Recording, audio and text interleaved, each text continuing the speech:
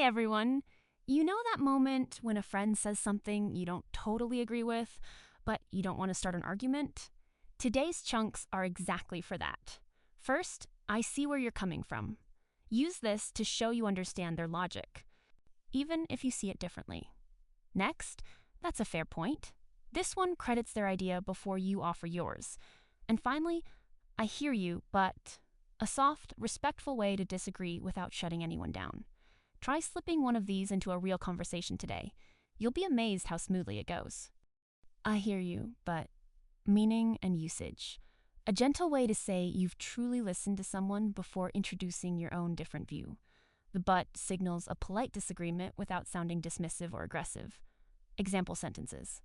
1. I hear you, but I think we're looking at this from two different angles. 2. I hear you. That does sound frustrating, but maybe there's another way to handle it. 3. I hear you, but the data is actually pointing in the opposite direction. I see where you're coming from, meaning and usage. Use to acknowledge that you understand someone's point of view or reasoning, even if you don't fully agree with them. It shows respect and keeps the conversation open rather than shutting it down. Example sentences. 1. I see where you're coming from, but I think we should wait a little longer before deciding. 2. I see where you're coming from. Working from home does have its challenges. 3.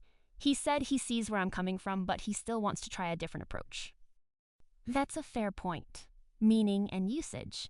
Use to genuinely credit someone's argument or idea as reasonable or worth considering. It signals you're listening and being open-minded, not just waiting for your turn to talk. Example sentences. 1. That's a fair point. I hadn't thought about the cost. 2. She made a fair point about the deadline, so we adjusted our schedule. 3. That's a fair point, though I still think we need more time to prepare.